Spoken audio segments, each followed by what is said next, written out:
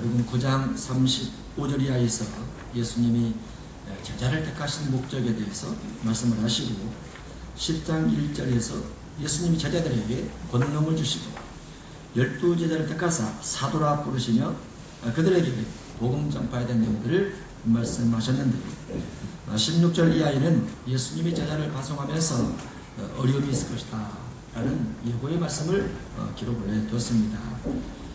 복음 속에는 영생이 있고 복음 속에는 구원이 들어있습니다. 복음 속에는 질병의 치료함이 있고 귀신을 내쫓는 것도 있으며 자녀들에 대한 선한 교육 부분도 들어있습니다.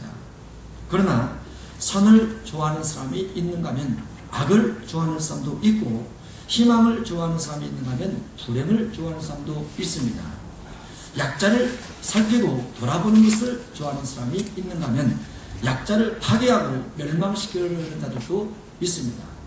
역사 속에는 끊임없이 많은 전쟁들이 있었는데 그 전쟁들 가운데서는 강한 자가 약한 자를 지배하고 큰 나라가 작은 나라를 지배하는 것들에 대한 끊임없는 정탈전들이 전쟁으로 표현되어 있고 또 역사 속에는 많은 종교 전쟁도 있었습니다. 현재도 종교 전쟁이 많은 부분에서 진행이 되고 있는데 자기 종교의 우월성을 인해서 다른 종교의 지배를 강력하게 제공을 하면서 파괴하고 죽이고 멸망시키려는 무리들도 참으로 많이 있습니다. 기독교 신앙은 전쟁의 종교는 아닙니다. 기독교 종교는 약한 자들을 핍박하고 지배하는 종교도 아닙니다. 기독교 종교는 이 땅만을 목적해서 섬기고 사랑하는 종교도 아닙니다. 다만 기독교 종교는 선을 추구를 하고 의를 추구하며 이 땅의 삶의 복과 영생의 복을 명확하게 제시해주는 종교입니다. 그럼에도 불구하고 이와 같은 복음을 들고 가는 모든 곳곳에서 그리스도인들은 박해를 받고 핍박을 받으며 쫓겨남을 당하고 순교를 당하는 일들이 비일비재 일어나고 있습니다. 왜냐하면 세상 임금이 세상 종교들을 향해서 믿음의 사람들을 박해하고 박해하도록 끊임없이 악한 마음을 넣어주기 때문에 그렇습니다. 오늘 본문 속에도 예수님의 12제자를 양으로서 파송을 하지만 그들을 이대 가운데 보낸 것 같다라고 말씀하시면서 복음에 참으로 지혜가 필요하다 이런 내용들이 기록되어 있습니다. 저는 어렸을 때 성장이 되면 성장을 하면서 모든 사람이 사단 것을 좋아하는 줄 알았어요. 약한 자를 돌아보고 강한 자는 약한 자를 위해서 많이 있는 사람은 없는 사람을 위해서 쓰는 것이 세상 삶의 이치인 줄 알았어요. 그런데 성장하면서 악을 좋아하는 사람이 있고 전쟁을 좋아하는 사람이 있고 폭력을 좋아하는 사람이 있고 악한 생각을 기뻐하면서 타락된 것을 좋아하는 사람들도 있다는 것을 알게 됐습니다. 성경을 연구하면서 이와 같은 자들이 선한 사람보다도 약한 사람보다도 훨씬 더 많다는 것을 알게 됐어요. 그래서 선은 언제나 육에 의해서 박해를 받고 지배를 받는 부분으로 세계 역사가 진행이 되고 그 선이 하나님의 지키심과 보호하심이 있지 않았더라면 이 지구는 벌써 정말로 끝나버렸을 것이다. 이렇게도 생각을 해봤습니다. 점점 세상은 악 가운데 달려가고 있습니다. 그 가운데 그리스도인들은 주님 말씀에 순종해서 그 많은 악의 범람 가운데서도 선을 지켜내고 온유를 지켜내고 겸손을 지켜야만 됩니다. 그 부분이 그리스도인들이 가야 될 길이기 때문에 그렇습니다. 16절 이하를 성경 읽어나가면서 강론하도록 하겠습니다. 오늘 본문 속에는 문맥이 하나 들어있습니다. 양은 제자들을 말합니다. 또한 복음을 전하는 모든 사람을 말하기도 합니다. 1위는 공회와 회당에 넘겨주는 자들이지만 곧 공회와 회당이 1위와 같습니다. 뱀같이 지혜롭다는 것은 사람들을 조심하라는 뜻입니다. 뱀은 지혜롭지요. 무엇이 지혜롭습니까? 뱀은 뱀 앞에 어떠한 대상이 나타나면 늘 피해 다닙니다. 그래서 선을 추구하는 복음 전도자도 또는 영생을 전달하는 복음 전도자도 악한 자를 만나거나 대적자를 만나면 피해서 복음을 전하라는 것이 뱀같이 지혜롭다는 말씀입니다. 특히 그 중에서 공회와 회당에 넘겨주는 사람들을 조심해야 된다라고 기록되어 있습니다. 공회는 재판소이며 회당은 말씀을 강론하는 곳이지만 재판정에서도 말씀을 강론하는 곳에서도 예수님의 제자들은 박해를 받는 삶을 통해서 역시 그들의 복음을 증가하고 있는 것을 알 수 있습니다. 선을 추구하지만 악이 지배를 하고 의를 추구하지만 정치적 권력에 의해서 지배를 당할 수 있는 한 부분이 종교 박해로 다가올 수 있음도 성경은 말씀하고 있습니다. 자세히 살펴보면 내가 너희를 보내니 예수님이 예수님의 12제자를 택해서 사도라 명하시고 능력을 줍니다. 그 능력이 정치 능력이 아니고 종교 능력이 아니고 경제적 능력이 아닙니다. 예수님이 예수님의 제자에게 줬던 능력은 질병을 치유하고 귀신을 제어하는 능력이었습니다. 만약에 예수님께서 예수님의 제자들에게 정치적 능력을 줬다면 기독교는 박해를 받지 않을 수도 있습니다. 경제적 능력을 줬다면 기독교인들은 부자가 돼서 약한 자들 직원으로 고용해서 그들 다 예수님께 할 수도 있을 겁니다. 그러나 예수님은 예수님의 제자들에게 질병을 치유하고 귀신을 쫓아내는 그와 같은 능력을 줬습니다. 정치와 경제가 기독교인의 중심은 아닙니다. 기독교인의 중심은 약한 자를 돌아보고 병든 자를 치유하면서 귀신을 제어하는 것 중심이며 그 사람의 영혼을 구원에 이르게 하는 것을 목적으로 삼습니다. 그래서 예수님이 제자들에게 그와 같은 능력을 주게 된 것입니다.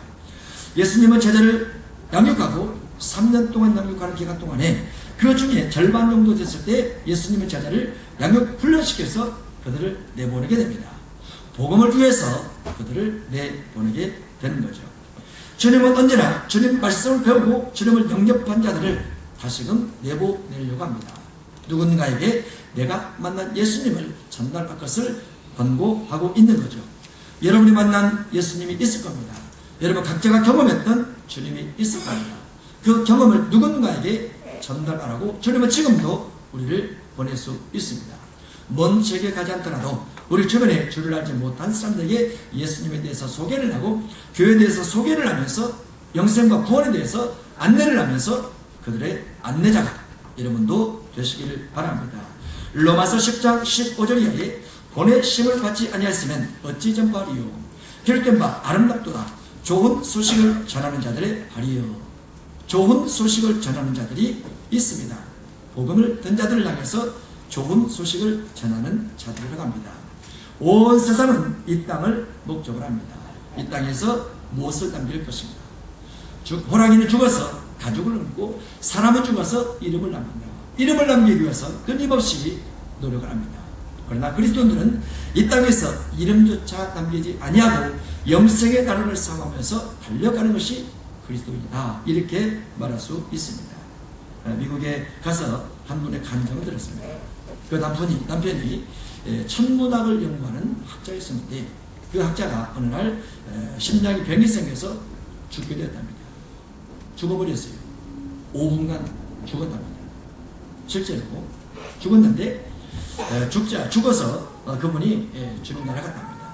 주님 나라가 너무 좋아서 이곳에 내가 다시 지구로 내려가지 않고 다시 살아가지 않고 그대로 죽어서 주님 몸에 있었으면 좋겠다 라고 생각했는데 5분 후에 깨어났답니다.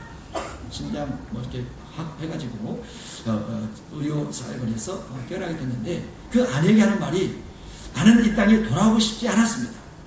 천국이 너무 평안하고 너무너무 좋아서 돌아오고 싶지 않았습니다. 혹 내가 산다 할지라도 난 다시 그 나라에 가고 싶습니다. 라고 이렇게 말을 했답니다. 아내가 권사님인데 권사님이 그래도 내가 있으니까 당신이 그런 말하면 서운하지 않습니까? 그런데 그 잠시 5분 동안 죽었던 그 하나님의 나라가 너무 행복하고 편안하고 예수님의 모습 속에서 아름다우니까 이 땅에 돌아오고 싶지 않았는데 그래도 당신 때문에 오긴 했지만 하면서 다시 1년 있다가 다시 돌아가셨답니다. 그분이 느꼈던 하나님의 나라의 평안함과 하나님의 나라의 아름다움은 이 땅에 육신을 가지고 살아가면서 우리가 도저히 경험할 수 없는 한 부분이라고 생각을 합니다. 육체는 육체 가운데 있을 때 육체의 최고의 쾌락을 맛본다 할지라도 하나님 나라의 지극히 작은 평안함 하나와 절대로 비교할 수 없는 것입니다. 사람은 물질을 많이 가지면 평안함이 생각될 수 있습니다. 자녀가 잘 되면 내 마음이 안정될 수 있습니다.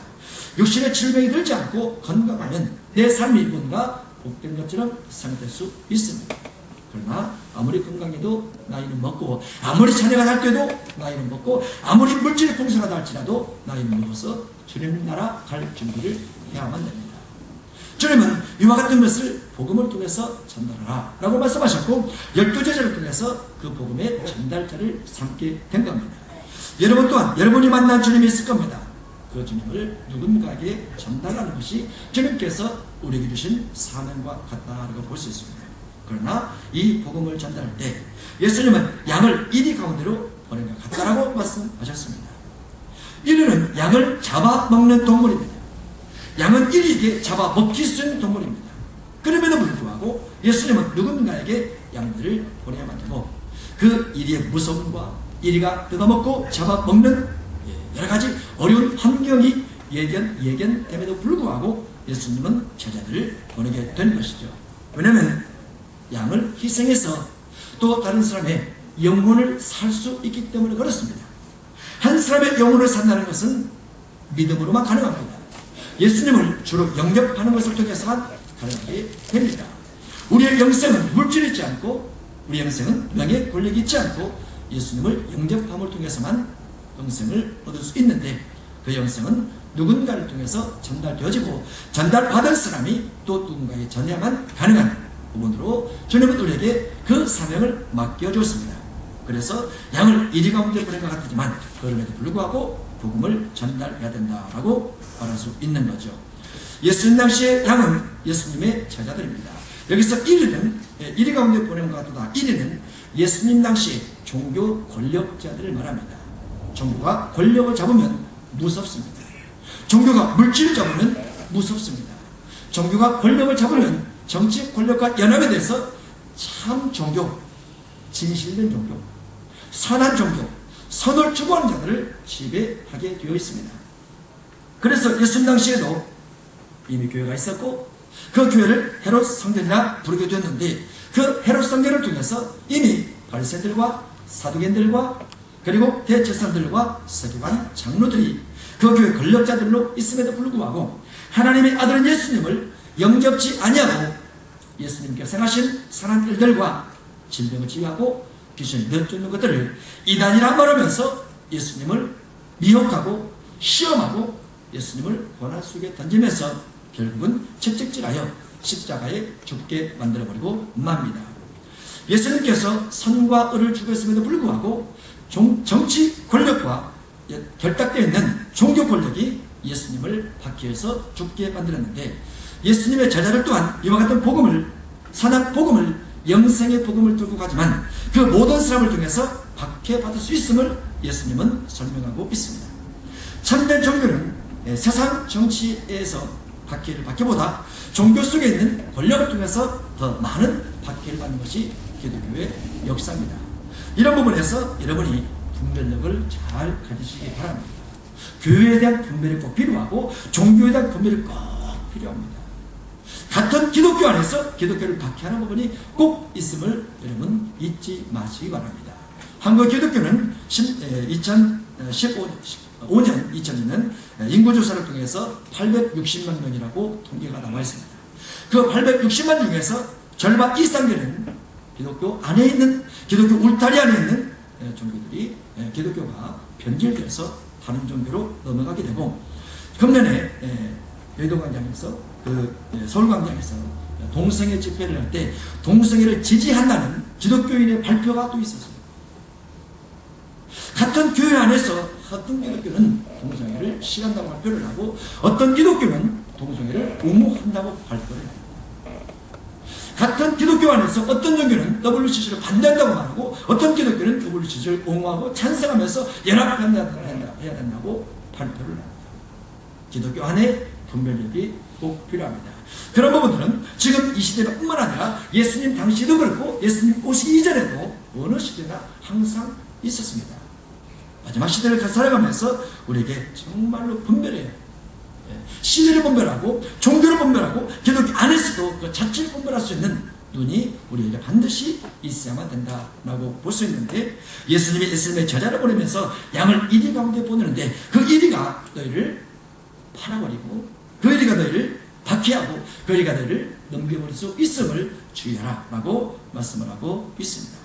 그래서 뱀같이 지을 것이 절대로 필요한 것이죠. 마태복음 10장 23절에 이런 말씀이 있습니다. 이 동네에서 너희를 받게 하거든 저 동네로 피하라. 내가 진실로 너에게 이르노니 이스라엘의 모든 동네를 다 다니지 못하여서 인자가 오리라. 이 동네에서 기독교를 박해할 수 있다. 저 동네에서도 기독교를 박해할 수 있다. 그 안에서도 기독교를 박해할 수 있다. 어디든지 박해하는 곳이 있으면 그들을 피해서 복음을 증거할 것을 주님은 말씀하고 있습니다. 사도행전 14장 5절입니다. 이방인과 유대인과 그 관리들이 두 사도를 모욕하며 돌로 치려고 달려들이 그들이 알고 도망하여 루가오니아의 두성 루스드라와 더베와 그 근방 가서 거기서 복음을 전하니라.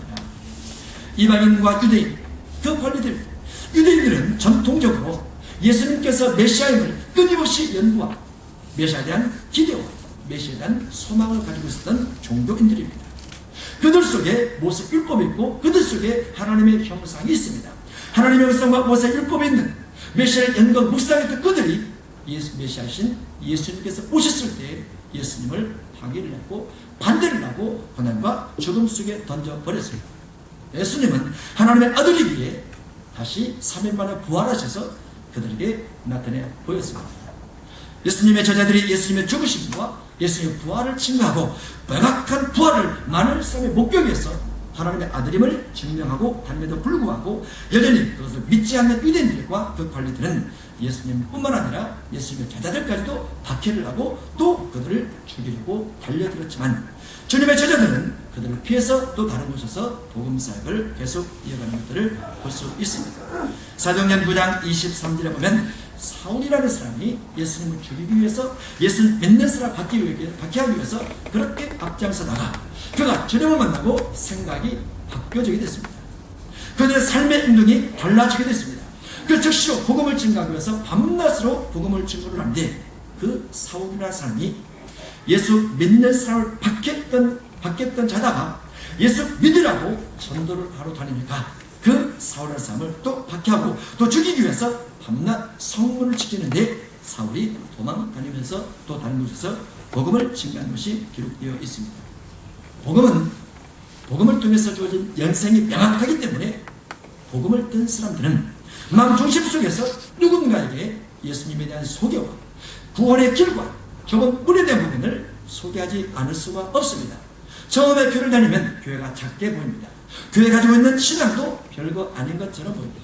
교회 다니는 모든 삶도 별거 아닌 것처럼 보입니다. 그래서 그런 부분들을 마태복음 13장에서는 모든 씨보다 작은 씨로 돼 뿌려진 후에는 나고 자라서 큰 나무가 되며 공중에서가 깃든다고 표현되어 있는데 결국은 신앙이 자라고 믿음이 자라면서 어떠한 종교보다도 어떠한 물질보다도 어떠한 권력보다도 가장 강력하게 되는 것이 기독교 복음의 능력입니다. 왜냐하면 부활을 경험하고 부활을 믿고 하나님의 성령을 통해서 감동되어진 사람은 그 어떠한 종교보다도 영생을 줄 수 있는 것이 유일하게 예수 그리스도 외에는 없다는 것을 명확하게 믿기 때문에 그렇습니다. 그래서 그 부활을 믿고 부활에 참여하고자 또 다른 사람을 참여시키고자 하는 이 부활의 복음의 열정은 누구도 깨뜨릴 수 없고 누구도 막을 수 없는 것이 복음인데 그 복음을 든 자들이 모든 곳에서 열정적으로 주의 말씀을 나눔으로 다른 사람을 영생에 동참하는 역할을 하게 되죠. 그러나 복음을 증거한 자들이 이 복음을 전하면서 어려움 만날 때 피하면서 다니면서 또 다른 곳에 복음을 전할 수밖에 없는 그 사명을 띠고 가고 있는 것입니다. 예수님은 복음을 전한 자들에게 순결을 말하고 있습니다. 비둘기같이 순결하라. 비둘기는 죽은 시체를 먹지 않는다. 까마귀는 죽은 시체를 먹습니다. 비둘기는 죽은 시체를 먹지 않습니다. 깨끗한 것만 먹습니다. 비둘기같이 순결하라. 복음을 위해서 복음을 전달하는 전달자가 누군가에게 복음을 전달하려면 그 사람이 순결할 것을 말하고 그 순결을 통해서 정말 가난하고 심령이 가난하고 육체적으로 연약하고 가난한 사람들이 그들의 소망과 꿈을 누구를 통해서 발견하게 되느냐. 복음을 전달하는 전달자들이 순결할 때 그 전달자를 보고 자기들과 동질의 마음을 형성하면서 그들에게 복음이 전달되어지고 그들 또한 복음을 통해서 시작되는 작은 믿음의 시작이지만은 세월이 흐르고 달이 흘러가면서 그 믿음이 강하게 되고 능력 있게 돼서 또 그리스도인으로서 다른 자에게 복음을 전할 수 있는 사람이 되어져가는 거죠. 그래서 복음을 전한 모든 사람들은 비둘기처럼 순결성을 주께서 요구하고 계십니다. 계시록 7장 14절에 보면 내가 말하기를 내 주여 당신이 하시나이다 하니 그가 나에게 이르되 이는 큰 환난에서 나오는 자들인데 어린 양의 피에 그 옷을 씻어 희게 한 자들이라 라고 기록이 되면서 복음을 전달자들은 언제나 어린 양의 피를 통해서 자기 자신의 죄를 씻고 영혼을 정결케 해야 할 것을 말씀하고 있습니다. 또한 복음을 전달하는 사람은 고전 14장 26절 이하에 모든 것을 덕을 세우기 위해서 해야 된다라고 말씀하고 있습니다. 믿음은 누가 믿음을 막았으면 뚫고 가는 것이 믿음입니다. 믿음을 거부를 하면 그곳에 넘어서서 순교의 각오로 가는 것이 믿음입니다. 그러나 덕은 그 부분을 잠시 뒤로 미루고 다른 사람의 마음속에 상처를 주지 않고 다른 사람의 마음속에 거리낌을 주지 않고 그들을 온유하게 대하고 그들을 겸손하게 대하고 그들을 섬기며 대함으로 그들의 마음속에 기독교에 대한 선한 마음을 먹게 하고 기독교에 대한 인정의 마음을 먹게 만들어서 주님을 영접하게 만들어가는 것을 덕이라 말하고 있습니다. 모든 은사가 있을지라도 은사를 통해서 덕을 세워야만 되지 믿음으로 강력하게 밀고 나가서는 안 될 것을 말씀하시는 것이 뱀같이 지혜롭고 비둘기처럼 순결한 하나님과 연결돼서 여러분도 끊임없이 복음을 증거할 때 여러분 자신을 남에게 덕이 되는 사람으로 성장시켜 가시기 바랍니다. 주님은 복음을 전달하는 자에게 이렇게 말씀하십니다. 모든 사람을 만날지라도 아무나 만나지 말라. 사람들을 삼가해서 만나라. 사람들을 조심해서 만나라. 너는 믿지 않는 자와 멍에를 함께 매지 말라. 의와 불법이 함께할 수 없고 빛과 어둠이 어찌 사귈 수 있으며 그리스도와 벨리알이 조합할 수 없다라고 말씀하시면서 그리스도인들은 그리스도인의 정체성 순결입니다. 그리스도의 정체성 사랑입니다. 그리스도의 정체성 덕을 세우는 겁니다. 그리스도 스스로 빛 가운데 있으면 어둠이 찾아오게 되었습니다. 그리스도 스스로 능력 가운데 있으면 능력 없는 분들이 찾아오게 되었습니다. 그리스도의 덕을 세우면 믿음만 가지고 가는 사람이 찾아오게 되어 있습니다. 예수님께서 가라사 지방에 들어갔을 때 군대에 귀신 들린 자가 지가 찾아옵니다. 귀신이 많이 들려서 예수님의 그 지역에 가면 귀신 들린 자가 도망가 버려야 되는데 오히려 찾아옵니다. 왜 그렇습니까? 빛이 있는 곳에는 어둠이 오게 되어 있습니다. 능력 있는 곳에 능력 없는 자가 적당히 오게 되어 있습니다. 여러분 자신을 강력한 하나님의 산으로 무장되어줘야 됩니다. 여러분이 온유로 무장되어지면 거칠고 힘 있는 사람들이 다가올 수 있습니다. 여러분이 겸손으로 무장되어져 있으면 교만하고 거만한 사람들이 여러분 복성을 통해서 다가올 수 있습니다. 그래서 겸손도 능력이요 온유도 능력이요 덕세우는 것도 능력입니다. 기독교의 능력은 외행에 있지 않고 인덕에 있으며 기독교의 능력은 기도가 통해서 성령의 능력 공급받아 그와 같은 삶의 향기를 남에게 제공해 주는 것을 능력이라고 성경은 말씀하고 있습니다.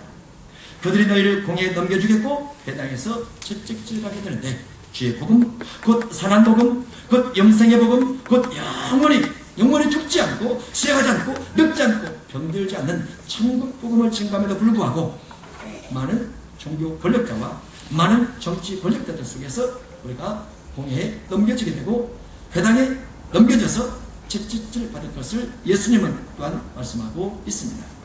마가복음 15장 1절에 보면 새벽에 대제사장들이 즉시 장로들과 서기관들 곧 온 공회가 대제사장들과 장로들과 서기관들로 구성되어 있습니다. 그들은 종교 권력을 가진 자들입니다.